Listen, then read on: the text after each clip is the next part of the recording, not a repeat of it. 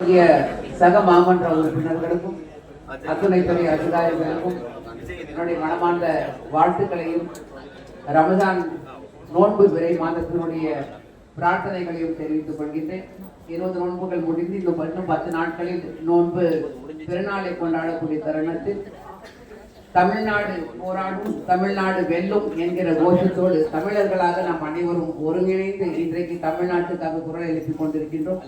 அப்படிப்பட்ட தருணத்தில் ஒரு அருமையான ஒரு பட்ஜெட்டை தமிழ்நாட்டுக்கு மட்டுமல்லாது இந்தியாவுக்கு ஒரு முன்னோடி பட்ஜெட்டை வழங்கிக்கக்கூடிய மாண்புமிகு முதல்வர் அவர்களுக்கு பாராட்டக்கூடிய தருணத்தில் சென்னை மாமன்றத்துக்கான ஒரு பட்ஜெட்டை சென்னை மாமன்றத்துக்கு மட்டுமல்லாது அனைத்து மாநிலத்துக்கும் ஒரு முன்னோடியாக ஒரு பட்ஜெட்டை சமர்ப்பித்திருக்கக்கூடிய நம்முடைய தமிழ் மகள் மாண்புமிகு மேயர் அவர்களுக்கும், துணை மேயர் அவர்களுக்கும், ஆணையர் அவர்களுக்கும், அருமை சகோதரி சர்பஜயா தாஸ் அவர்களுக்கும் மனமார்ந்த வாழ்த்துக்களையும் பாராட்டுகளையும் தெரிவித்துக் கொள்கின்றேன்.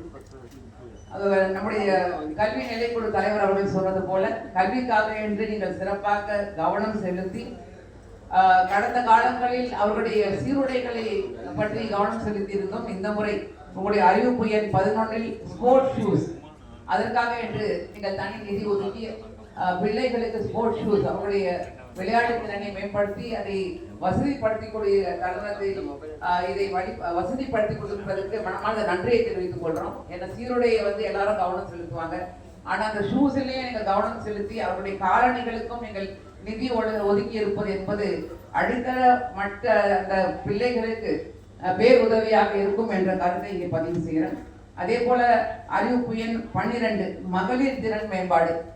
பெண்களுக்காக என்று போராடி கொண்டிருக்கக்கூடிய திராவிட மாடல் ஆட்சியில் பெண்கள் முன்னேற்றத்தை தமிழ் மகளாகிய நம்முடைய பெண்களுக்கு மகளிர் திறனை மேம்படுத்தக்கூடிய விதத்தில் நிதி ஒதுக்கி இருப்பதையும், நம்முடைய பிள்ளைகளுக்காக ஆங்கில பேச்சாற்றல் வளர்ப்பை மிக சிறப்பாக இருமொழி கொள்கைக்கு வழிவகுக்கக்கூடிய விதத்தில் தமிழ் மொழியை உயர்த்தி பிடிக்கக்கூடிய தருணத்தில் ஆங்கில மொழி முக்கியம் என்பதை உணரக்கூடிய விதத்தில் இன்றைக்கு ஆங்கில பேச்சாற்றல் வளர்ப்புக்காக என்ற நிதி ஒதுக்கி இருப்பதற்கு மனமார்ந்த பாராட்டு தெரிவித்துக் கொள்கின்றேன்.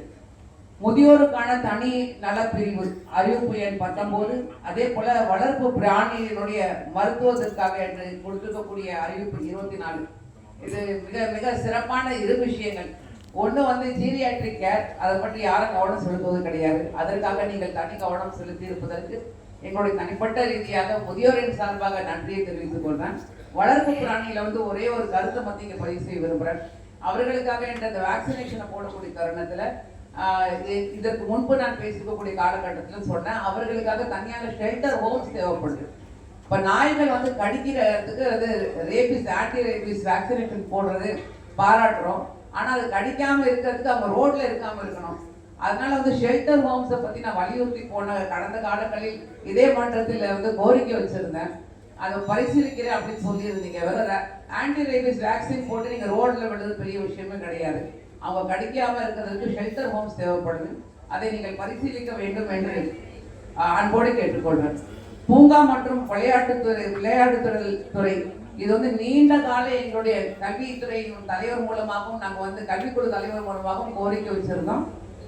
அதை இந்த முறை நீங்க பரிசீலித்ததற்கு மனமார்ந்த நன்றி. தற்காலிக பாதுகாவலர்களுடைய ஒப்பந்த ரீதியாக நியமிக்க போறீங்க. அது வெறும் பூங்காக்களுக்கு மட்டுமா அல்லது விளையாட்டு திடலுக்குமா என்பதை விளக்கமாக நாங்கள் கேட்க விரும்புகிறோம். ஏன்னா ரெண்டும் ரொம்ப முக்கியம். பூங்காக்களும் விளையாட்டு திடலும் ரெண்டுக்கும் ஒப்பந்த ரீதியாக பாதுகாவலர்கள் நீங்க பணி நியமனம் செய்ய போறதா அறிவிச்சிருக்கிறீங்க. ரொம்ப நன்றி. அது நீண்ட நெடிய கோரிக்கை நம்முடைய கல்விக்குழு சார்பாக நாங்கள் வச்சிருந்தோம். அதுக்கு மனமார்ந்த பாராட்டுகளை தெரிவித்துக் கொள்றோம். ஸ்பெஷல் சில்ட்ரன் அதற்காக நீங்க அறிவிப்பு 44 கொடுத்துக்கக்கூடிய அந்த நிதி ஒதுக்கீடு. என்னுடைய ஒரு கோரிக்கை என்னன்னா, சில பூங்காக்களை மட்டும்தான் தேர்ந்தெடுத்திருக்கீங்க அப்படின்னு நினைக்கிறேன். அது எல்லா பூங்காக்களும் எல்லா பார்க்ஸ்லயும் ஸ்பெஷல் சில்ட்ரன் சேஃப்டி ஜோனை நீங்க உருவாக்கணும் என்ற அந்த கோரிக்கை தாங்கள் வாயிலாக வைக்கணும். உணவு மையம் துவங்குதல் அறிவிப்பு எண் 47. அதுல தனிப்பட்ட ரீதியாக என்னுடைய வார்டு 61வது வார்டுல இருக்கக்கூடிய அந்த மேயர் ராமநாதன் பூங்காவையோ நீங்க பரிசீலிக்கணும். ஏன்னா சில பூங்காக்கள் தேர்ந்தெடுக்கப்படும் அப்படின்னு நீங்க சொல்லியிருக்கிறீங்க. இந்த உணவு மையம் துவங்குதல் எல்லா பூங்காக்களிலும் இருக்க வேண்டும் என்பதற்கு பொது கோரிக்கையாக வைக்கக்கூடிய தருணத்துல 61வது வார்டுல இருக்கக்கூடிய என்னுடைய அந்த முக்கியமான அந்த பூங்காவையும் நீங்கள் எடுத்துக்கொள்ள வேண்டும் என்ற கோரிக்கை தாங்கள் வாயிலாக வைக்கின்றேன்.